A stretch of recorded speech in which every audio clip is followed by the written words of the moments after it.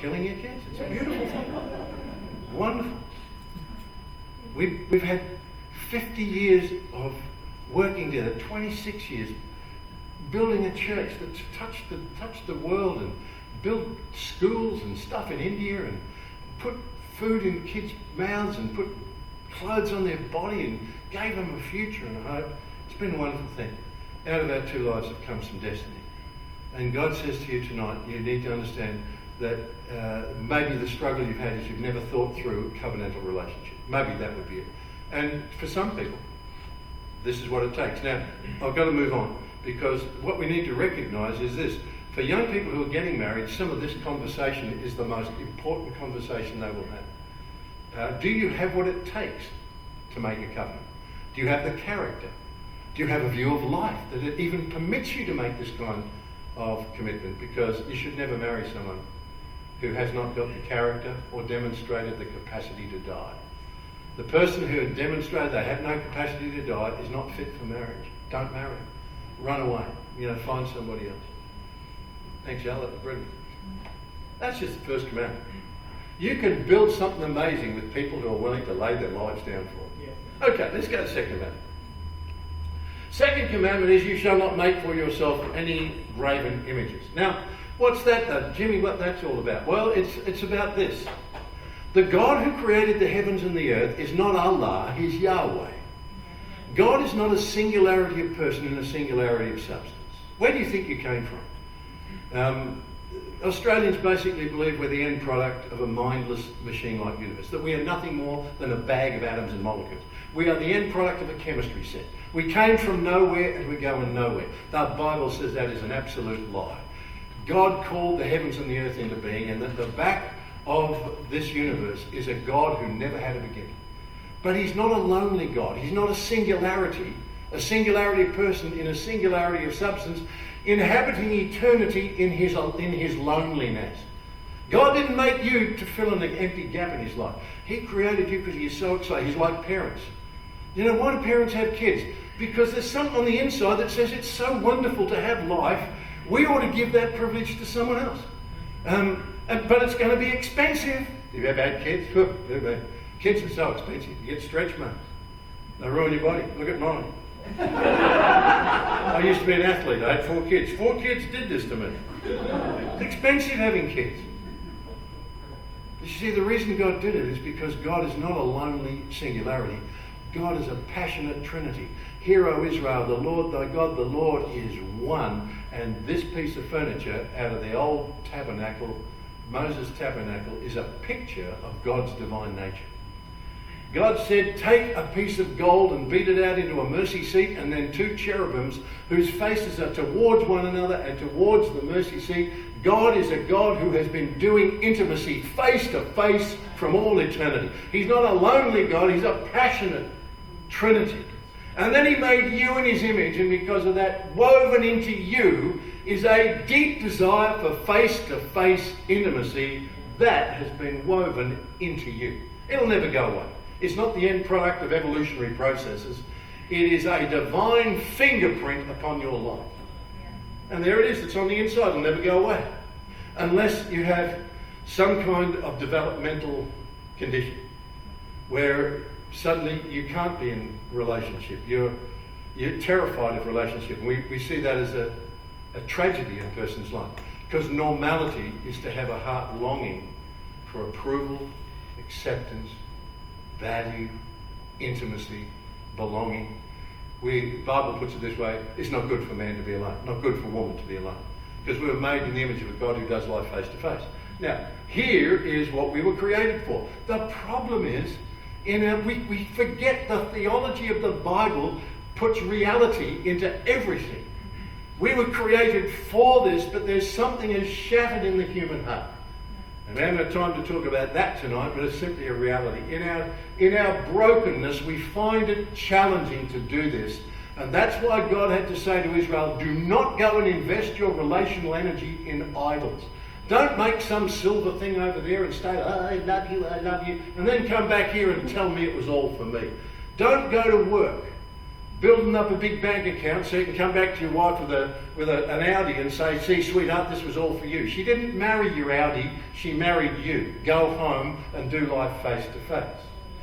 She didn't marry, well, sweetheart, I know I've been away 18 hours a day, but sweetheart, I'm going to put in a new carpet. It's all for you. But she didn't marry the carpet. She didn't marry a holiday in Fiji. She married you. And one of the challenges of life that we face in building great marriages is that we struggle to do life really well face to face. Now, Helen's going to come up and she's going to join me.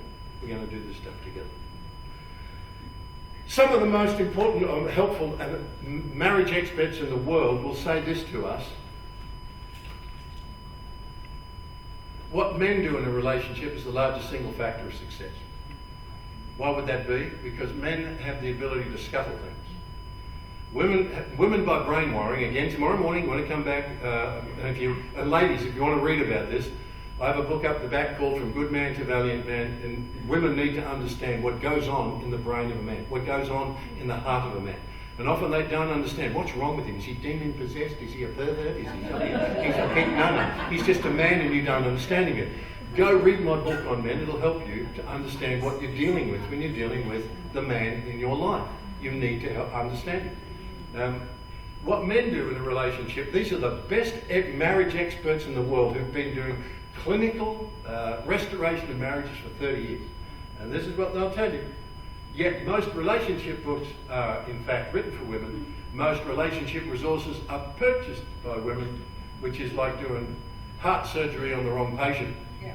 And yet, men in a happy, healthy relationship make more money, have more and better sex than single men, live longer, suffer less chronic illness, recover from illnesses more quickly, show less cognitive impairment in later years, and their kids do better in every measure of development success. You'd reckon you'd really want to learn everything you could about marriage because the outcome, particularly for men, women do alone better than men do. This is a fact. This is a fact. A happily married man will live 9 years longer than his single counterpart. 9 years. I said that in a wedding once. Man yelled out from the back, "No, Pastor," he said, "it just feels longer." Oh, very naughty man, very much. Well, all I can ask, I guess, we ask each other, what do you want from me? Yeah. So, as a woman, I need to be able to, this is a funny angle, can you talk so? Does that mean I can't press the button? We're on a weird angle here, excuse me. I have buttons to press. I need. You're a bloke. Okay, sorry. Okay. I'll squeeze in here, like, there we go. Okay, that's good. So, yes, you asked the question, what do I want from you? Yes. What I want to be able to trust you. And I don't mean by that I just want you to be faithful to me. I want you to be the kind of person that is reliable, a person who's accountable. And I guess the most important thing is that you do what you say you're going to do. Because that has a huge effect on me feeling safe about my world. So that's what I need from you. The same is true for our children. Yeah. This is the fact. Fathers are the most critical factor in the health and success of children across a wide variety of influences. It's one of the reasons I love doing men's ministry, because I know this: if I can touch a man's heart, the women and children who look to him for leadership will have a different experience of life. Yeah. Gottman is right. It's what men do or don't do that become the critical factors in whether relationships succeed or fail. So guys, don't slip back and say, if she just try harder. No. The primary issue will rest on what we do or what we don't do. Yeah. So tell us about what happens with when a father is not involved, children are 5 times more likely to live in poverty, 3 times more likely to fail in their studies, 2 times more likely to have emotional and behavioural problems. And just today, I was preparing for our talk on Sunday night, and I came across some of the latest statistics, which is extraordinary. If you can help your children to remain stable, the impact on every area of their life is simply extraordinary. Now, sweetheart... so I've got a bottom line here. Yeah. The bottom line is that I want emotional connection. Emotional connection? Yeah, I want to connect with you. Heart to heart. Okay. Well, what if I buy you a carpet? I don't want a carpet, thank you. I'll paint a room if you want. Well, sweetheart, what do you want from me? What do I want from you? Yeah, that's right. I guess as a man, one of the things I really want is I just want there to not be a lot of conflict.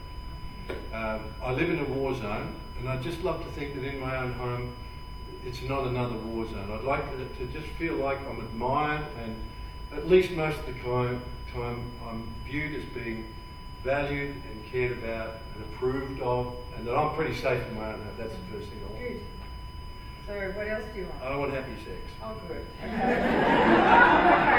We'll talk about that next session. But I want to feel like I can please you. You know, Yeah. I don't just want what I want. I want to feel like I could please you, and that our love life kind of is a happening thing. Yeah. So that it's actually true that married men can still feel really lonely, even though they're in a family. And a guy needs intimacy as much as a woman does. And sometimes we have a wrong perception about that. They might not sometimes communicate as well, and it's something you have to learn in a relationship. But particularly guys sometimes struggle with that a bit more than a woman does. Yes, they do. When it comes to connection, I guess one of the most helpful thoughts that has been presented to me as a husband over the last few years is to understand a little more deeply that a lot of what goes on in a marriage, particularly from a woman's side, but not only from her side, are bids for emotional connection. See, Helen said, what do I want from you? I want emotional connection. I want to feel like I'm understood and cared about and known. Well, for a man, that can be something of a challenge, because when it comes to the issue of bids for emotional connection, we don't always recognise them when they're happening. And every time there is a bid for emotional connection, there are three ways that we can respond. And again, I know I'm not harping on men, but I'm focusing on men, because it's when men do this stuff that the whole quality of a relationship and a family goes up. It's when men do it, because women will have a tendency to do this naturally. Women are wired for relationships. I don't know if you've ever noticed this. You're sitting in a restaurant with 8 people around a table. One woman gets up and says, I'm going to the women's room. Who wants to come with me? Every woman gets up and goes. And I say, what the heck's out of there? Because I can promise you, if I'm sitting at a table with 4 guys, and one guy gets up and says, I'm going to the men's room. Who wants to come with me? I'm not going. I don't care how bad I need to go. I'm not going right now. No, you go alone, buddy. There is something in a woman's heart that leans into collegiate behaviour. They don't need as much coaching. They need sometimes coaching, but they don't need as much as men do. And when men get it and they begin to respond, it is extraordinary what healing can take place in a relationship. Because here's the first thing that can happen, is that there could be a bid for emotional connection, and I turn towards it. And what do you mean by turn towards? We're going to demonstrate that in a minute. Yeah. But it means to notice what just happened. I noticed the bid. And I'm going to be honest and say, this to me was a revelation. I often just didn't notice the bid or notice the significance of it. And it means that I react positively. Sometimes there'll be a little humour, affection, interest, touch, and even if it was during conflict, it's a positive response. The second thing I could do is I could turn away. And men are really good at that, and especially with the advent of the mobile phone, it is extraordinary how important this thing really is. I mean, you have no idea. I rule the world from here. And this becomes one of the greatest distractions. We have ways of simply not noticing that we have no response, we act deaf, we maintain a preoccupied stance. And whenever we do that, it feels to a woman's heart like rejection. It'll happen, if a man does it, it'll feel like rejection to him too, but he's not likely to be triggering these things quite as often. What's even worse is when we turn against. And that is that there's a bid for emotional connection, and what happens is an angry response. A response where there's arguments, criticism, sarcasm, there's hurt, there's rebuff, and there's rejection. And the key to what we're looking for is a tune. Would you explain that to the dear people? A tune is a really good way of remembering the whole process. It's really starting with attending, paying attention to, kind of connecting, like we said, face to face. TT means turn toward. It's just really physically connecting with you and not just keeping on my phone or something like that I might be doing. The U is about understanding. So it's not... At least try. Yeah, absolutely. At least try to understand. Yeah, I mean, it's not about, you can ask questions, but it's not about trying to fix. It's just listen, try to understand. And then N is about non-defensive listening. So if